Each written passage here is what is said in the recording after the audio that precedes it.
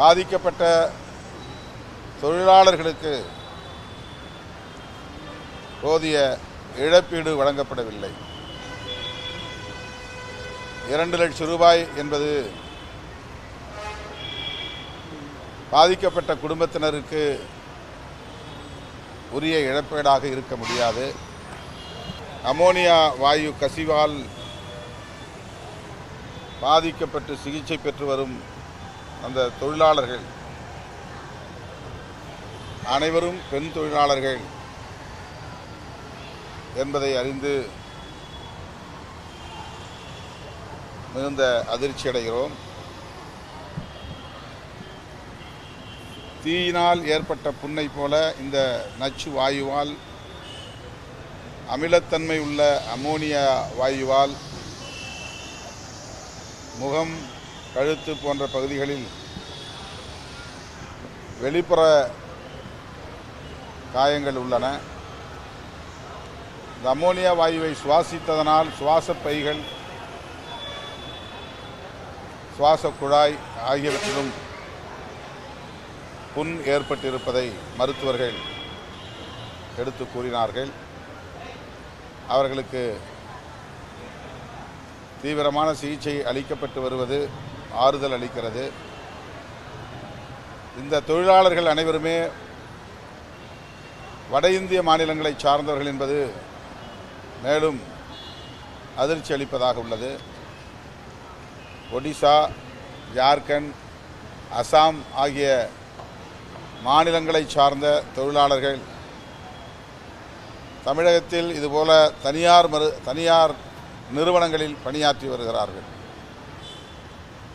இந்த தொழிற்சாலையில் பணியாற்றும் தொழிற்சாலையிலேயே மொத்தமாக கூட்டமாக தங்குவதற்கான ஏற்பாட்டை செய்திருக்கிறார்கள். தொழிற்சாலை அருகில் தங்குவதற்கு ஏற்பாடு செய்திருக்க வேண்டும். தொழிற்சாலையிலேயே தங்க வைப்பது தொழிலாளர் நலன்களுக்கு உரிய சட்டத்திற்கு எதிரானதாகும். தற்போது அந்த தொழிற்சாலையின் நிறுவனர் அல்லது முதலாளி கைது செய்யப்பட்டிருக்கிறார். அதே வேளையில் பாதிக்கப்பட்ட தொழிலாளர்களுக்கு போதிய இழப்பீடு வழங்கப்படவில்லை. 2 லட்சம் ரூபாய் என்பது பாதிக்கப்பட்ட குடும்பத்தினருக்கு உரிய இழப்பீடாக இருக்க முடியாது. 18 வயதிலிருந்து 25 வயதுக்குட்பட்ட இளம் பெண்கள் இங்கே தொழிலாளர்களாக பணியாற்றுகிறார்கள் என்பது இன்னும் அதிர்ச்சி அளிக்கக்கூடியதாக உள்ளது. எனவே இதுபோன்ற தொழிற்சாலைகளில் தொழிலாளர்களுக்கான பாதுகாப்பை உறுதிப்படுத்துவதற்கு உரிய ஆய்வுகளை நடத்தியிருக்க வேண்டும், கண்காணிப்பை செய்திருக்க வேண்டும். இனிமேலாவது இத்தகைய பேரிடர் நிகழாதவாறு தடுப்பதற்கு உரிய நடவடிக்கைகளை தமிழ்நாடு அரசு மேற்கொள்ள வேண்டும் என்று கேட்டுக்கொள்கிறோம்.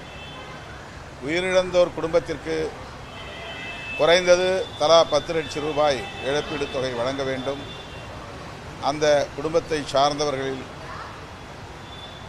தலா ஒருவருக்கு அரசு வேலைவாய்ப்பு வழங்க வேண்டும் என்றும் கேட்டுக்கொள்கிறோம். இந்த விபத்தில் பாதிக்கப்பட்டு சிகிச்சை பெற்று வருகிற காயமடைந்துள்ள அனைவருக்கும் அரசு இழப்பீட்டுத் தொகை வழங்க வேண்டும் என்றும் அவர்களுக்கு தொடர் சிகிச்சை அளிப்பதற்கு, உயர் சிகிச்சை அளிப்பதற்கு ஆவண செய்ய வேண்டும் என்றும் தமிழ்நாடு அரசுக்கு விடுதலை சிறுத்தைகள் கட்சி வேண்டுகோள் விடுக்கிறது. சார், இப்போ நேற்று வரைக்கும் இந்த நிலவரம் எப்படி பார்த்தீங்கன்னா 6 பேர் தான் உயிரிழந்தாங்க. இப்போ ஜஸ்ட் நோ பார்த்தீங்கன்னா இன்னொருத்தர் 7 பேர் மொத்தம் ஒரு லேடி விழுந்திருக்காங்க. மேக்ஸிமம் 4 பேர் லேடினா 4 பேருமே விழுந்துருக்காங்க. எப்படி பார்க்குறீங்க? கண்டிப்பாக இன்க்ரீஸ் ஆகிட்டு இருக்குது விபத்து பொறுத்தவரையும். இன்னும் கூட 2 பேர் மிகவும் கவலைக்குரிய வகையில் இருக்கிறார்கள் என்ற தகவலும் கிடைத்தது. பல பேர் வெண்டிலேட்டரிலிருந்து மீண்டு வந்திருக்கிறார்கள்.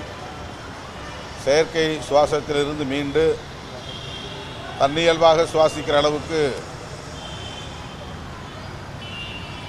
நலம் பெற்று வருகிறார்கள், மீண்டு வருகிறார்கள் என்பதை மருத்துவர்கள் உறுதிப்படுத்தினார்கள். இந்த சாவு எண்ணிக்கை மேலும் உயரக்கூடாது. அதற்கேற்ப மருத்துவர்கள் உயர் சிகிச்சை அளித்து வருகிறார்கள் என்றாலும் இன்னும் கூடுதல் கவனம் செலுத்தி தேவைப்பட்டால் அவர்களுக்கு போதிய வசதி உள்ள மருத்துவமனைகளில் அனுமதித்து அவர்களை காப்பாற்றுவதற்குரிய நடவடிக்கைகளை மேற்கொள்ள வேண்டும் என்று கேட்டுக்கொள்கிறேன்.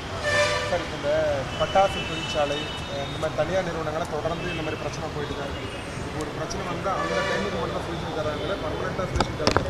இப்போ கிட்டத்தட்ட 7 உயிர் போயிருக்கிறதுனால இப்போ அடுத்த கட்டமாக தீவிரமாக என்ன ஆக்ஷன் எடுத்தால் இந்த மாதிரி பிரச்சனை தவிர்க்கலாம். இது என்ன ஒரு அரசு ஒரு கோரிக்கை நடக்கிறது இருக்குது.